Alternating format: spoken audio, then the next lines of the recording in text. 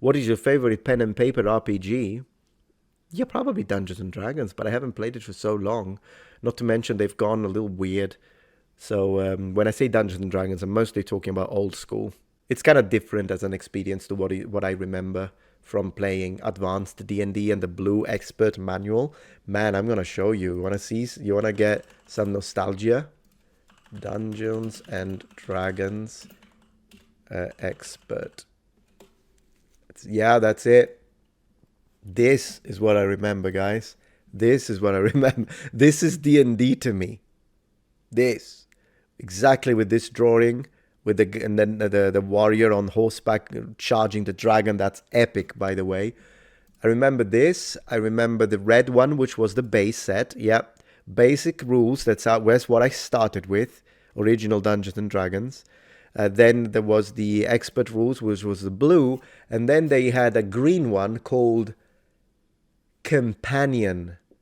I can't believe, man, did I get it right? Hey, that's memory. Look at that. Companion rules. I don't even know why they called it like that, but it's stuck in memory. Kind of a teal now that I look at it, but to me it was green, I guess, back in the day. Yeah, these are the three little expansions that I started with back in the day. Turquoise, yeah, sure. I mean, I remembered it more as a green, but I guess memory can fail. This is the 80s. D&D, very cool. I'm talking that the D&D in the basic rule set, the red one, it still didn't distinguish between races and classes. So never mind that now they're like discussing, is it a race? Maybe we should call it species because we don't want to offend. We weren't even, there wasn't even a thing. It was, you could play as the human, the warrior, or you can play as the elf. So the elf was the class, not the race. You couldn't be an elven warrior. The warrior was human, like it was, or the cleric, which was human. Like it was like that. It was very different. It was a lot easier. Honestly, when they added in the advanced D&D rules the idea of, well, you can be this class and this class has access to these races, so you can be a different race and all the there was also one type of elf, whereas with the advanced rules, then they brought in the drow, the high elves and the grey elves and all these and the wood elves, and I thought that was nice. Sylvan elves, that was definitely an improvement. Now they don't want to offend goblins. It's like, what the heck. Now, given in a fantasy context, racism is different than in reality, because the racism between a dwarf and an elf is just fun banter. That's what it is. If you have a situation that you can, of course, expand if you are a DM and you want to create a situation, a scenario where half elves are not being accepted by a human community, and so you want to build a story around it. Yeah, you can play it in a way that it's a racism that is more similar to the sort of racism that we have in our life, in the real world. But so you can do it. I'm not saying that you can't do it, totally. But in general, when you see like the elf and the dwarf that are like telling stuff to each other, when they're like, oh, this journey, like imagine like, for instance, a dwarf saying, no, we can't go through this forest, it's very dangerous. And then the elf is like, yeah, for a dwarf. Like it's fun.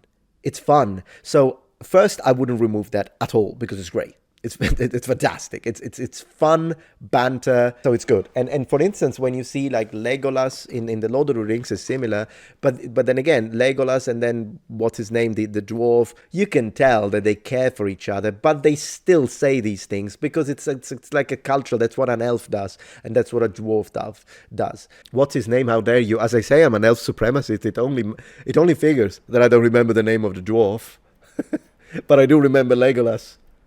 Yeah, I like half elves. Yeah, I like it as an idea, and I also like it when it depends on the setting.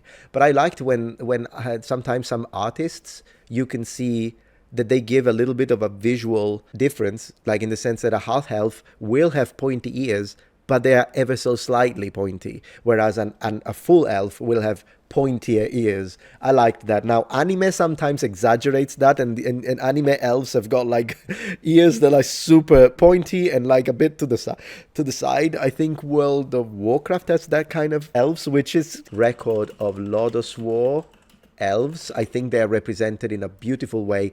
They are anime and they have got the super long ears, right? but I think they look really cool. I like this representation of elves. She's a dark elf, of course. She's a kind of a the equivalent of a, I guess, a high elf, maybe. I don't know. I like elves like this, or I like when elves have like pointy ears, but they're not like super pointy. I love elves. I'm an elf supremacist. What can I say? Warhammer elves are so interesting as well because dark elves in Warhammer don't have dark skin. If you think about it, dark elves in D&D do. Sometimes they're described with an ebony skin, and other times they're in game. Sometimes that they're represented with this purplish skin. So it kind of depends. I think there is a range between ebony to kind of more of a bronze skin, all the way up to purple. I think they're all acceptable representations of dark elves in D&D. But in Warhammer, dark elves are like super white. I want to show you that. Yeah, look at this. Yeah, very white skin. Correct me if you think that changes depending on whatever, but in my experience, yeah. Maybe I can see a little bit of a purple undertone in this drawing specifically, but it's very different from the dark elves in D&D. I think some turn purple if they worship Slaanesh. Thank you for that. I appreciate it. They're very pale in Warhammer. Exactly. Yeah, dark elves in Warhammer are super pale. Yeah, look at this. I do remember that. Now let's see if we do dark elves in D&D. See what? Yeah, there we go. So dark skin. Dark skin. Yeah, she's an ebony. She's got ebony skin, exactly. So this is how I think I've always imagined Drizzt having this skin, but sometimes they do have purple skin in D&D as well. In video games, Drow tend to, like my Drow, the one I created on Baldur's Gate 3, I gave him like purple skin. I think is very aesthetically pleasing. If you want your Drow to look like this, it's fine. I think it looks badass, in fact. Yeah. Link in Zelda does have the very long ears as well, yeah. Is he an elf? He's more like a fairy. I've always imagined him, not a fairy, like a fae, like a creature of the forest. I don't think he's an elf in the conventional fantasy sense. Very similar to it, but I would imagine it like a bit of a different thing, like spirits of the, like creatures of the forest, not even spirits, but like creatures of the forest. I love the Drizzt series, says Daniel. Good to see you back, Daniel. Thank you. I love reading the swordplay and analyzing it. The swordplay is described beautifully in, yeah, I read the first 3 books. So the trilogy of the beginning, the trilogy of the Dark Elf trilogy, is it called? Beautifully written, but I read it in Italian, so I would have to reread it in English, and I'm sure that in English it's even better. But the translation they did was phenomenal. It was a work of art. Drizzt Do'Urden, yeah, I think it's pronounced. I don't know how it's pronounced. Drizzt Do'Urden, maybe. Link is a devout Christian. In the original artwork, yes. They kind of dropped it afterwards when they turned it into its own mythology with the Triforce. Although then again, Triforce kind of makes you think of the Trinity a little bit. I'm sure there is some inspiration into that. But regardless, in the current games, it's its own thing. But in the original art, concept art, Link and Zelda were both Christians.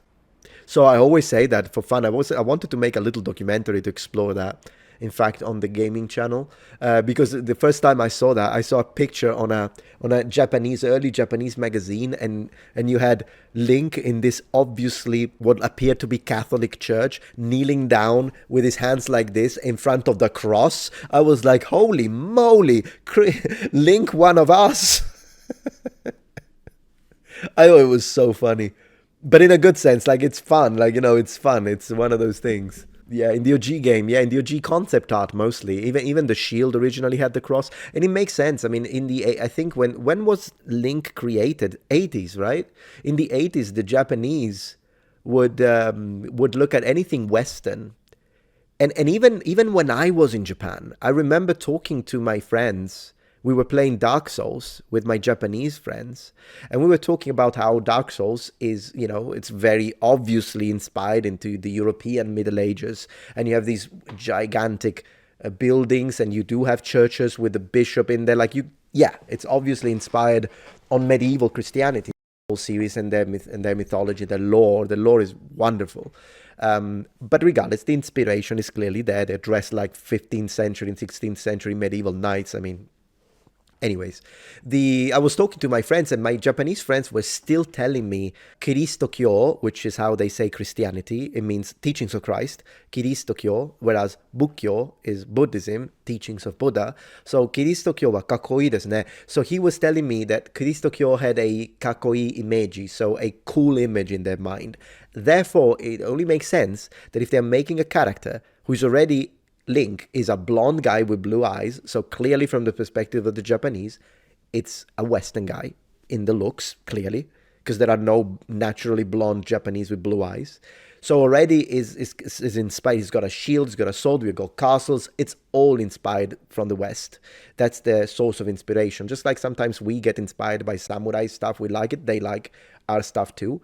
And so they got inspired there, and it only makes sense, logical sense, that in the 80s they were like, yeah, what do Western people do? They're Christians. All right, not all of us, but I'm saying that's the perspective. It's like when you imagine Japanese, they're Buddhists, like they're Shinto, right? That's what you do when you generalize.